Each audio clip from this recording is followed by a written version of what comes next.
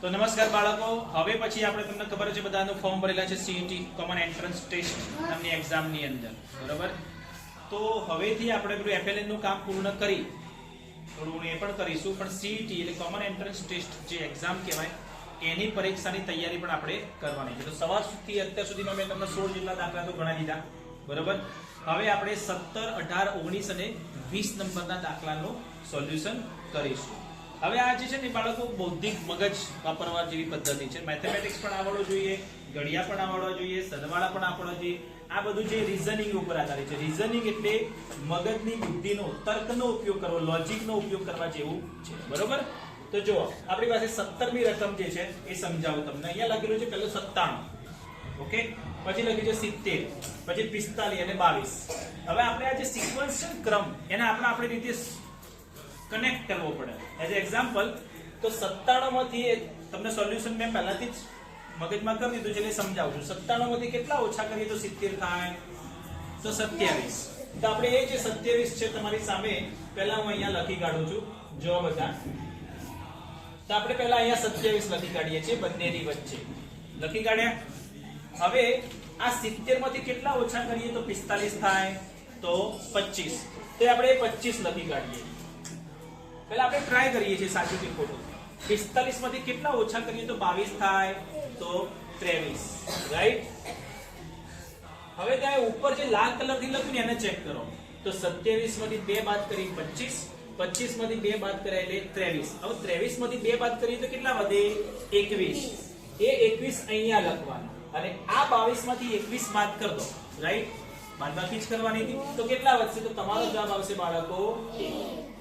તો આ રીતે સિક્વન્સ ગોઠવવો, ક્રમ ગોઠવવો એ સીઈટી ની એક્ઝામ ની અંદર આ બધા પ્રશ્નો, કોમન એન્ટ્રન્સ ટેસ્ટ ની અંદર આવા બધા પ્રકારના પ્રશ્નો પેપરમાં પૂછાશે. હવે નેક્સ્ટ જો, આ ઈઝી છે બાળકો. જુઓ, આપણી પાસે રકમ છે 1800, પછી ધેન વી હેવ આપણી પાસે જે રકમ લખેલી છે, આંકડા લખેલા છે 900 છે, પછી એના પછી 450 છે, ઓકે? હવે 1800 ના અડધા કરીએ તો કેટલા થાય? 900. આપણને ખબર છે ઘડિયા આવડા 9 દુ 18. તો 1800 માંથી 900 બાદ કરી તો 900 વધે. તો એ 900 ક્યાં લખવાના આપણે? અહીંયા. હવે 900 ના અડધા કરો તો 900 માંથી કેટલા કાઢી દઈએ? 450.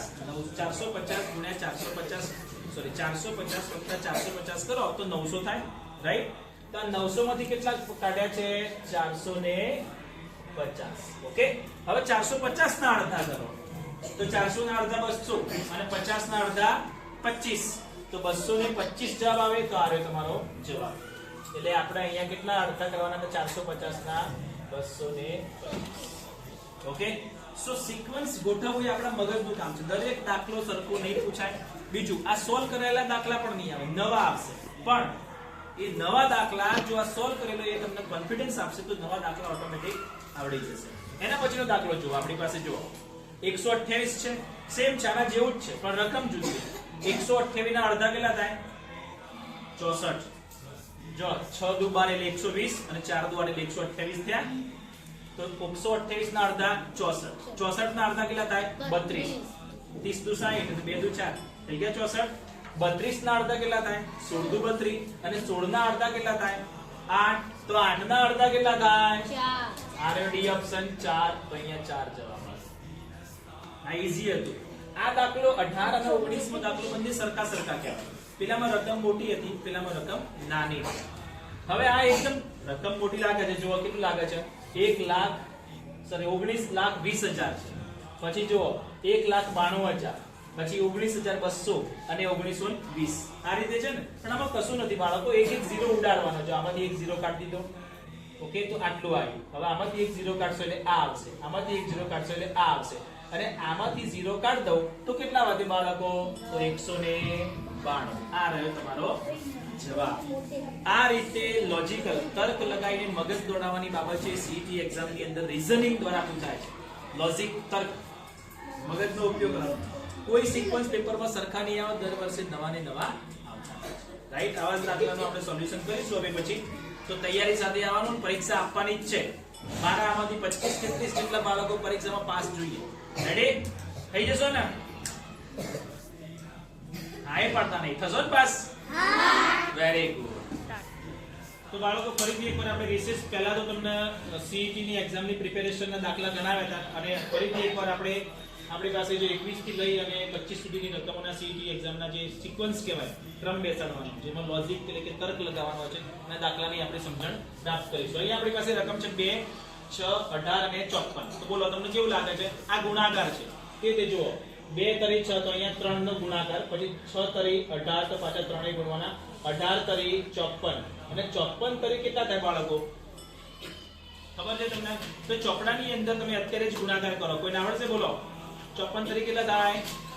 તો જો ઈઝી સમજાવો. 5 તરી 15 એટલે 50 એટલે 150 થયા અને 4 તરી 12 તો 150 માં 12 એડ કરવાના એટલે તમારો જવાબ કેવો આવશે બાળકો? 162. ઓકે. સેમ એના પછીનો 22મો દાખલો જોઈએ. આપણી પાસે અહીંયા કેટલા છે? 1, 4, 9, 16, 36, રાઈટ? વચ્ચેની રકમ જવાબની અંદર પ્રાપ્ત કરવાની છે. તો જો પહેલા 1 માં કેટલા ઉમેર્યા તો 4 થયા તો 3. 4 માં કેટલા ઉમેર્યા તો 9 થાય છે તો 5. તો અહીંયા પહેલા 3 લખી દઈએ, અહીંયા 5 લખી દઈએ. હવે 9 માં કેટલા ઉમેરીએ તો 16 થાય તો 7. તો અહીંયા આવશે 7. 16 માં કેટલા ઉમેરીએ? બરાબર છે, તો અહીંયા 9 એડ કરો. કેમ? તો દરેકમાં 2 એડ કરે છે. જો 3 2 5 5 2 7 7 2 9. 16 માં 9 એડ કરીએ તો કેટલા થાય બાળકો? કેટલા થાય? 16 + 9 કરો તો કેટલા થાય? બોલો જોશનાબેન, કેટલા થાય છે? બોલો બોલો, કઈ વાંધો નહીં. 16 + 9 કેટલા થાય? અરે આટલો સરવાળો કરતા નહીં આવડતો? યસ બેટા, 25. તો આ તમારો જે છે 25 નામનો જવાબ આવશે. અને પછી જો હજી પચ્યું નથી, પાછળ 36 છે. જવાબ સાચો છે ચેક કરવો હોય તો 9 ને 2 કેટલા થાય? 11. એટલે આ 25 માં 11 એડ કરો એટલે 36 આવી જાય, રાઈટ? એના પછીનો દાખલો જોઈએ બાળકો. 81, 64, પછી પ્રશ્ના ચિહ્ન છે. 36, 15, 25 અને 16. તો આપણે ચેક કરવા માટે શું કરવું પડે? બાદબાકી કરેલી છે. તો પહેલા 81 માંથી કેટલા ઓછા કરીએ તો 64 થાય તો 17. તો આપણે પહેલા અહીંયા 17 લખી દઈએ. હવે આ આગળ જ ખાલી જગ્યા છે એટલે આપણને સિક્વન્સ ગોઠવવામાં તકલીફ પડશે. તો જવાબ લખવાની શરૂઆત આપણે પાછળથી પણ કરી શકાય છે. તો જો 16 માં કેટલા ઉમેરીએ તો 25 થાય. 16 માં કેટલા ઉમેરીએ તો 25 થાય. 4 અને પેલા 5 એટલે 9. તો અહીંયા 9 લખી દઈએ. 16 માં 9 એડ કરે એટલે કેટલા થયા? 25. હવે 25 માં કેટલા એડ કરીએ તો 36 થાય. તો હમણાં જ બોલ્યો તો વિશાલ, 25 માં કેટલા એડ કરો તો 36 થાય? યસ, 11. તો અહીંયા 11 આવશે. તો જો 9 માં 2 એડ કરવાના. 9 માં 2 એડ કરે એટલે 11. હવે 11 માં 2 ઉમેરો તો કેટલા થાય? 13. તો 36 માં 13 ઉમેરીએ તો કેટલા થાય બાળકો? 36 માં હું 13 એડ કરું તો કેટલા થાય? એટલે 6 3 9 39 10 49 એટલે તમારો જવાબ આવે. ઓકે, એટલે અહીંયા કેટલા એડ કરવાના છે? 13. 9 11 13, રાઈટ? હવે 13 માં 2 એડ કરો એટલે 15. તો જો 49 માં 15 એડ કરો, જવાબ સાચો છે કે નહીં? તો 64 આવી જશે, રાઈટ? એના પછી જો આ ઈઝી છે બાળકો, ઘડિયા આવડતા હોય તો જો 6 6 36, પછી 25, 14 14 16, 3 3 9, 2 2 4 અને આ રે 1 1 ઓકે. એના પછી આ દાખલો લ્યો બાળકો, સેમ આ છે આના જેવો. જો 25 માં કેટલા એડ કરે? 36 થયા 11. હે ને? 36 માં 13 એડ કરી એટલે કેટલા થાય? 49. 49 માં 15 એડ કરો એટલે કેટલા થાય? 64. અને 64 ની અંદર 17 એડ કરો એટલે કેટલા થાય છે? 81. હવે કે સિક્વન્સ કેવી રીતે ખબર પડી? તો અહીંયા આવશે 11, અહીંયા આવશે 13, અહીંયા આવશે 15 અને અહીંયા આવશે 17. તો જો 2 2 ઉમેરવાના છે. આમાં સેમ હતું, 2 2 ઘટાડવાના હતા. 17 માંથી 2 જાય એટલે 15, 15 માંથી 2 જાય એટલે 13, 13 માંથી 2 જાય એટલે 11, 11 માંથી 2 જાય એટલે 9. એ રીતે જવાબ પ્રાપ્ત કર્યો.